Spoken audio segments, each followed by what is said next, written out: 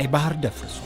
የፋርስ ባህረ ሰላጤ ታምሷል። መካከለኛው ምስራቅ ተረብሿል። በዚህ ሰዓት በዓለማችን ላይ እጅግ አደገኛና ፈንጂ የረገጠው ቀጠና የትኛው ነው ተብላችሁ ብትጠየቁም ምናልባት መልሳችሁ ዩክሬን አሊያም ታይዋን አይደለም።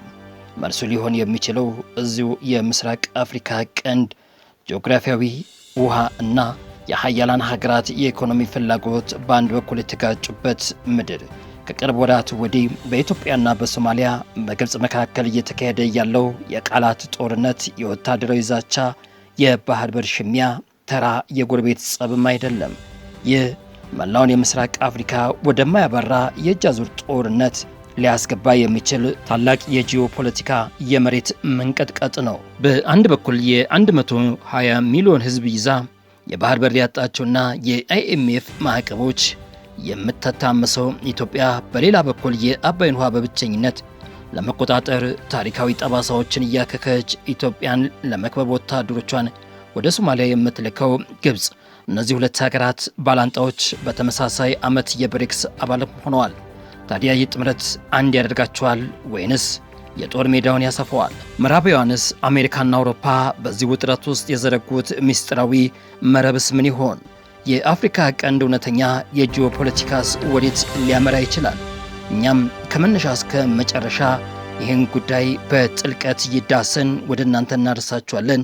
እናንተም አብራችሁን እየቆያችሁ ለቻናላችን አዲስ ይሆናችሁ ሰብስክራይብ እንድታደርጉ እየጠየቅን ወደ ዝግጅታችን እናመራለን። አብራችሁን ዝለቁ።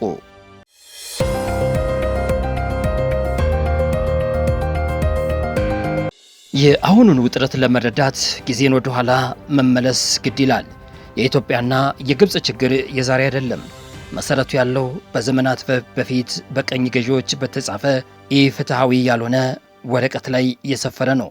ጊዜውም እንደ ኤሮፓውያን አቆጣጠር በ1929 እስከ 1959 ዓመተ ምህረት ብሪታንያ በእንግሊዝ ከግብጽና ከሱዳን ጋርም የአባይን ውሃ አስመልክቶ ስምምነት ተፈራረመች። በዚህም ስምምነት መሰረትም ግብጽ የውሃውን የአንበሳ ድርሻ ስትወስድ ይህም 55.5 ቢሊዮን ኪዩብ ሜትር የምታገኝ እንዲሁም ደግሞ በማንኛውም የአባይ ላይ በሚሰራ ፕሮጀክት ላይ ድምፅን በድምፅ የመሻር መብትን ይሰጣታል።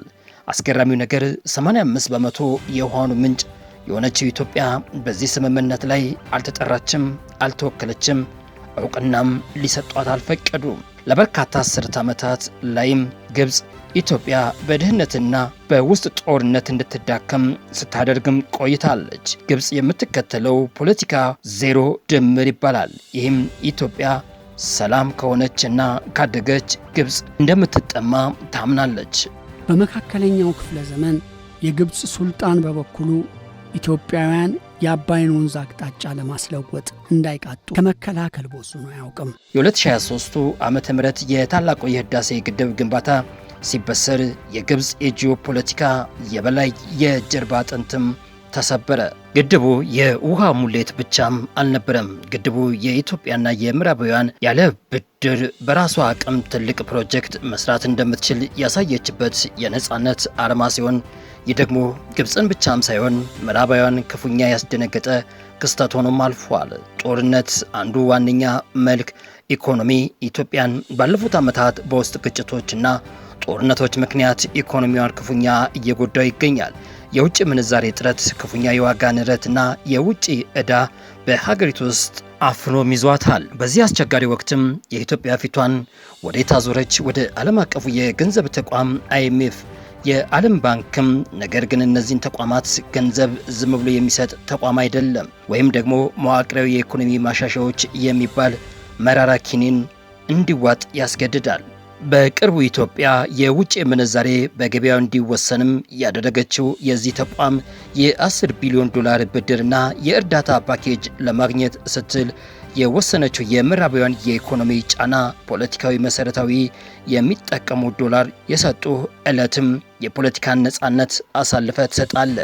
ይህ ሁኔታ ለአፍሪካ ሀገራት ትልቅ አደጋም ሆኖ ዘልቋል። አሜሪካና የአውሮፓ መንግስታት በዚህ ተቋም በኩልም ጫና እያሳደሩ ኢትዮጵያ መንግስትም የውጭ ፖሊሲ በተለይም ከቻይናና ከሩሲያ ጋር ያለውን ግንኙነት ለመገደብ ይፈልጋል። ታዲያ የዚህ የኢኮኖሚ ባርነትም መውጫው መንገድ ምንድን ነው? መንገዱ አንድና ዋነኛው ብሬክስ ነው። እንደ አውሮፓውያን አቆጣጠር ጥር 1 ቀን 2024 ዓ.ም ኢትዮጵያና ግብፅ፣ ሳውዲ አረቢያ፣ ዩኤ ጋር በመሆንም በይፋ የብሬክስ አባል ሆኖ ይህ በጂኦፖለቲካ ዓለም ትልቅ ፓራዶክስም ወይም ደግሞ ግርምትን የፈጠረ ክስተት ሆኖ አልፏል። ቻይናና ሩሲያ ብሬክስን የሚያሰፉትም አሜሪካንና ዶላሯን ለመምታት ቀይ ባህርን እና የስዊዝ ካናልን ለመቆጣጠር ዳግም ሁለቱ ሀገራት ኢትዮጵያና ግብፅ ወሳኝ ናቸው። ኢትዮጵያ ብሬክስን መቀላቀል ማለት ከምዕራባውያን የብድር ጫና ማምለጫ መንገዷ ሲሆን ከቻይናና ከህንድ ጋር በዶላር ላይ በራሳቸው ገንዘብ ልውውጥ ማድረግ እንዲሁም ደግሞ አዲስ የቴክኖሎጂ የመሰረተ ልማት ኢንቨስትመንት ለማግኘት ነው። ግብፅም ብትሆን በከፍተኛ የዶላር እጥረት ዕዳ ውስጥ ነው ያለችው። ብሬክስን መቀላቀል ኢኮኖሚዋን ለማዳን ይመስላል። ነገር ግን ብሬክስ የሁለቱን ሀገራት ቁርኝት አላበረደውም። እንዲያውም ሁለቱም ሀገራት ቻይናና ሩሲያና የመካከለኛው ምስራቅ ሀገራትም ድጋፍ ለማግኘት እርስ በርስ የተሻኮቱ ነው። ከነዚህ ሽኩታ ማሳያው ደግሞ የባህር በር ጉዳይ ነው። 120 ሚሊዮን ህዝብ ያላት ኢትዮጵያ በዓለም ላይ የባህር በር ከሌላቸው ሀገራት በህዝብ ብዛት አንደኛዋ ስትሆን የባህር በር ማጣት ለኢትዮጵያ የቅንጦት ሳይሆንም የህልውና ጉዳይ ሆኖም ቀጥሏል። በአሁኑ ሰዓትም ኢትዮጵያ 95 በመቶ የውጭ ንግዷንም የምታካሂደው በጅቡቲ ወደብ በኩልም ሲሆን ለዚህም በየዓመቱ ከ1.5 እስከ 2 ቢሊዮን ዶላር ለጅቡቲ ትከፍላለች። ይህ ለኢትዮጵያ ኢኮኖሚ የማትሸከመው ቀንበር ሆኖባታል። በዚህ ምክንያት ነው ጥር 1 ቀን 2024 ዓመተ ምህረት ዓለምን ያስደነገጠ ስምምነት የተፈራረመችው። ኢትዮጵያ ከሶማሌላንድ ጋር የመግባቢያ ሰነድ ስትፈራረምም በዚህ ስምምነት መሰረትም ሶማሌላንድ 20 ኪሎ ሜትር የባህር ጠረፍ ለኢትዮጵያ የባህር ኃይልና ለንግዱ ወደብ 50 ዓመት በሊዝ ትሰጣለች። በምላሹ ኢትዮጵያም ለሶማሌላንድ እንደ ሀገር እውቅና ትሰጣለች። በሂደት ላይ ስምምነቱ እንደተሰማ የአፍሪካን ቀንድ ተናወጠ። ሶማሊያ በግዛቱ ተደፈርኩ ስትልም የተባበሩት መንግስታት ድርጅት፣ አረብ ሊግ፣ ዓለም አቀፉን ማህበረሰብ ጠራች። እዚህ ላይ ነው የእጅ አዙር ጦርነት በሩን በርግዶ የገባው። ግብፅ ይህንን አጋጣሚ እንደ ጥሩ እድልም በመጠቀም ኢትዮጵያን በህዳሴ ግድብ ማሸነፍ ያቃታት ግብፅ አሁን ኢትዮጵያን በሶማሌ በኩል ለመክበብ ወሰነች። በቅርቡ ኦገስት 2024 ግብፅ ከሶማሌላንድ ጋር ወታደራዊ ስምምነት ስትፈራረምም የግብፅ ጦር መሳሪያና ወታደሮች ሞቃዲሾ መግባት ጀመሩ። ዓላማው የ2024 መጨረሻ የአፍሪካ ህብረት ሰላም አስከባሪ ጦር ATMIS ሶማሊያ ሲወጣ ግብፅ ጦር የኢትዮጵያን ጦር ተክቶ ሶማሊያ ውስጥ እንዲሰፍር ነው። ይህ ኢትዮጵያን በብሔራዊ ደህንነት ቀጥተኛ የሆነ የልሁና አደጋ ነው። የኢትዮጵያ ጦር ከሶማሊያ ከወጣ ከአልሻባብ ዳግም ሊያንሰራራ አሊያም የግብፅን ጦር በኢትዮጵያ ድንበር ላይ ቆሞ ጦርነት ሊጩር ይችላሉ የሚል ስጋት አለ። ታዲያ አሁን ፊት ለፊት ያውም ደግሞ በምስራቅ አፍሪካ አዲስ ጦርነት አመራ የሚባለውም በዚህ ነው። እንግዲህ በጂኦፖለቲካ ተንታኞች እይታ 3 ሊሆኑ የሚችሉ ሁኔታዎችን ያስቀምጣሉ።